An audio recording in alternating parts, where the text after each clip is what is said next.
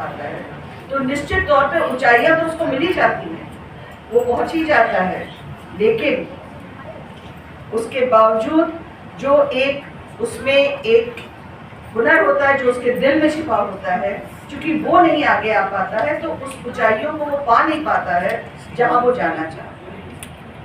And I think it is a brilliant work, बहुत ही खूबसूरत, Riddhima, lots of blessings, congratulations to you.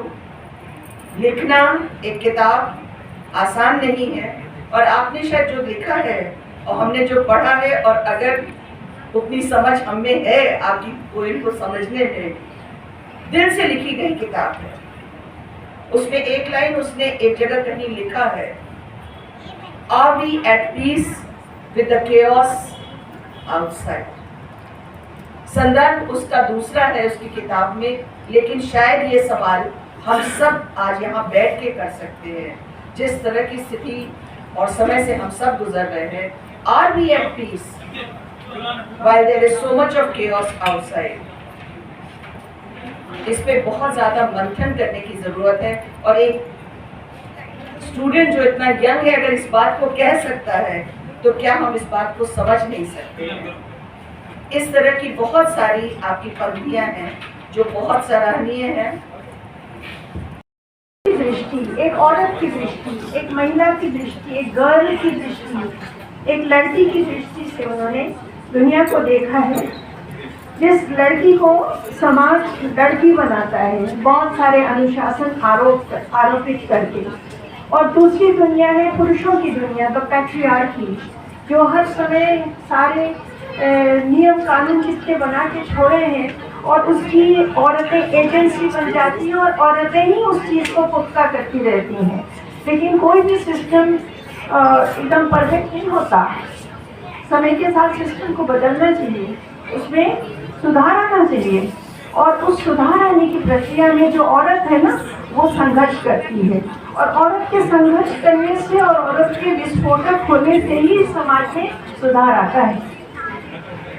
Riddhima की कविताएं उस सुधार की तरफ एक कदम है। और जो चीज़ें आपने लिखी है इसमें, इतनी जल्दी तो मैं इसको अंदर तक काफ़ी नहीं समझ सका, लेकिन मैं ध्यान से बैठूँ तो हम समझते हैं कि हर एक जो भी 8-10 पंक्तियाँ लिखी है अपने 51 पेजेस में, बहुत ही गंभीर होगी, बहुत ही अच्छी होगी। धन्यवाद।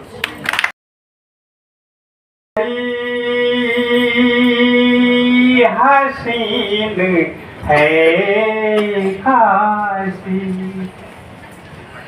कितनी प्यारी हसीन है काशी, अरे विद्वता में ज़हीन है काशी।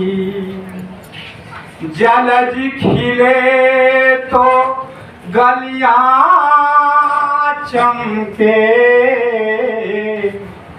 कौन कहता मलिन है काशी, कौन कहता मलिन है काशी। एक मुक्तक of you while saying that hi, this is Riddhima, the author of the book It's Cold Outside Elizabeth. It has happened. The dream has now become a reality. I've made it so far.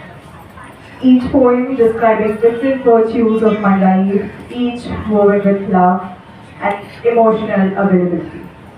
It's done. It has happened. I couldn't be more thankful to each and everyone who had showed up here today, starting with Principal Vasanta College for Women, Dr. Arka Singh.